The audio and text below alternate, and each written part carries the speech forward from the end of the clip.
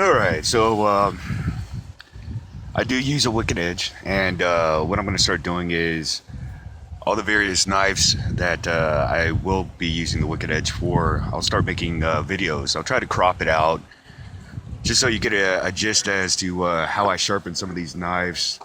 Uh, and when I do put a premium edge on knives, it does take a lot longer than the film footage will show because I will be cropping it out. So this is the Boker Plus Burnley flipper that I just did a little review on, and we already got it locked into the Wicked Edge vise. It's on the top position. I pretty much know about where to set the blades now, just because I've been doing this for so long. And what I like to do is just use the Sharpie method, so I know exactly where my stone's going to be hitting. Once I've applied that, I'll go ahead and switch over to my superfine 1000 grit stones. These are completely broken in. They're completely different from stones that you get and have for a while. So hold on, let me go ahead and take a couple swipes and I'll be right back. Okay, so we found the correct positioning for the knife, and it is hitting all the way across the top, and there is a slight line that it's not reaching. That's typically because knife grinds are a little bit fatter towards the tips, and they become a little bit more deeper. So what we're gonna do is just go ahead and grind this away, and that's going to make this whole entire bevel nice and even. We'll go ahead and do that on the other side. So hold on. One more point that I wanted to make is that it is very common for knife blades when they come from the factory for the edges to be wavy, uneven. Some parts will be shallower than other parts, and you really just can't be afraid of that. And you have to use basically you have to use your imagination to see how the bevel is going to be formed when you're grinding the edge. So the other side is pretty much all over the place. This side was pretty even. I'm getting a little bit more removal at the tip on the other side than this side. So, just wanted to let you know, these are all, not perfect is what it comes down to.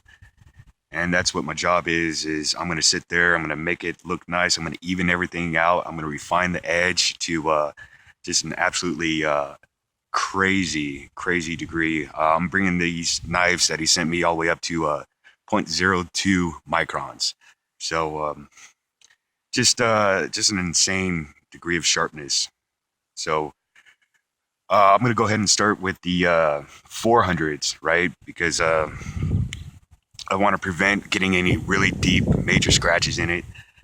And we'll just go ahead and move up the grits. And I'll go ahead and from time to time, I'll start recording again just so you can see the progress and what's going on.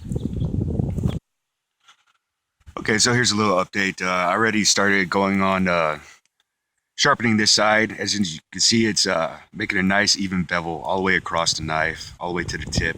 That part of red that I pointed out earlier, that's almost gone completely now.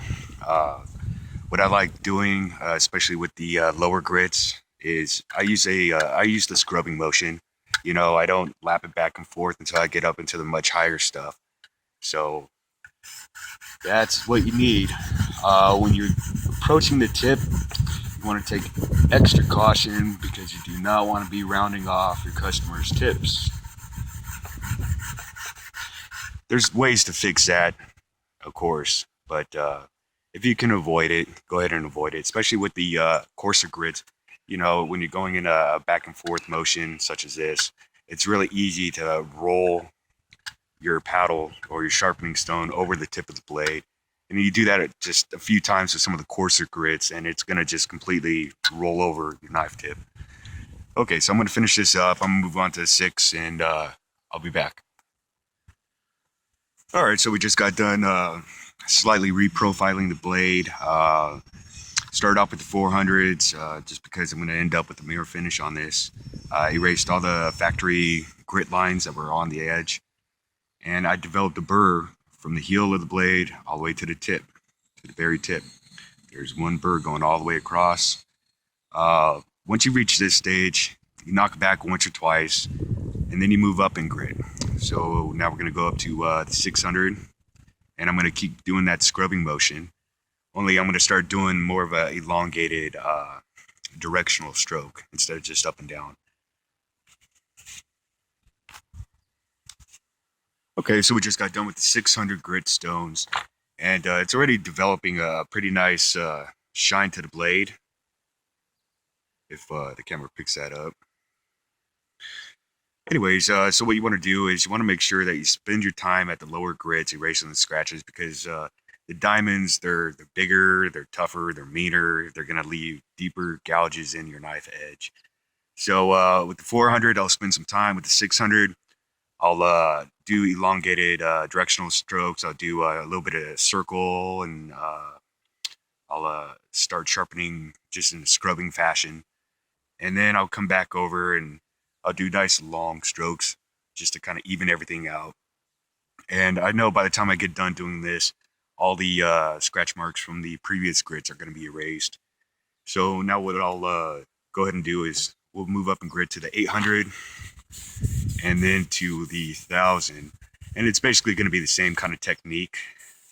Cross hatching, scrubbing, circular motion. I'll go ahead and do the 800 and 1000, and I'll come back and show you what the blade looks like. Okay, so I just got done with the 800 and 1000. Again, take your time removing all the scratches that you set into the edge with previous grits.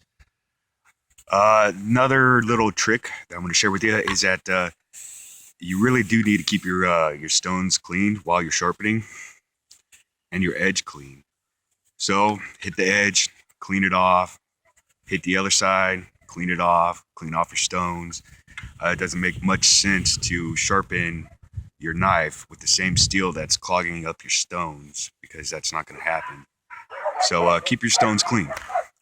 We'll move on to the next step.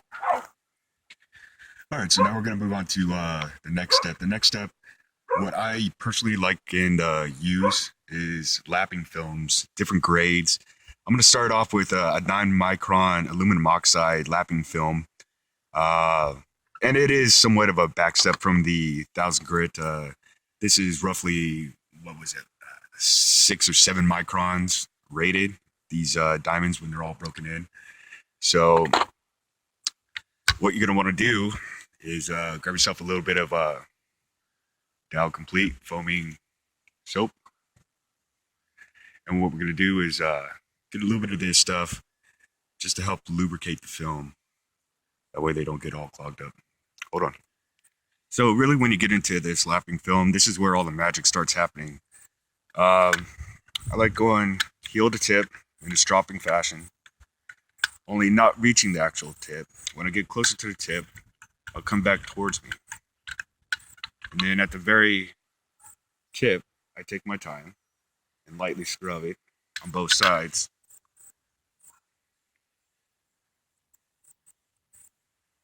This kind of fashion. Now, the black particles that you see coming off on the lapping film is the same as your diamond stones or your strops. It's just metal being removed from the blade. So I'll go ahead and clean this up and then move on to the 6-micron.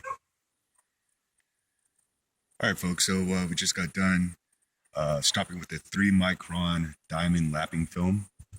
And as you can see, it's cleared up all the scratches from the 9 and 6-micron lapping films. And it's developing a really nice, clear mirror finish. So the next step is going to be hitting it with the 1-micron. And then we'll go ahead and do the half. And I'll show you what it looks like after the half. So stay tuned. As you can see, the mirror finish is developed quite well right now. If you let's see. Anyways, it's shining up pretty well. I just got done with the 0.5-micron. I'm going to move over to a 1/3 of a micron, which is coming up next.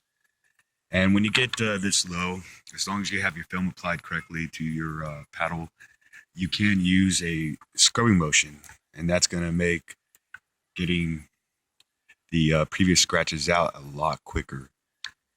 So we'll go ahead and do the third of a micron, and we'll continue down to the last one, which will be 0.02. So stand by. As you can see, it's getting kind of dark out. Like I told you, this takes a while to do. Hold on.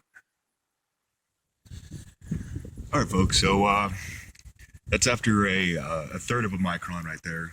You can see the shine coming off of that.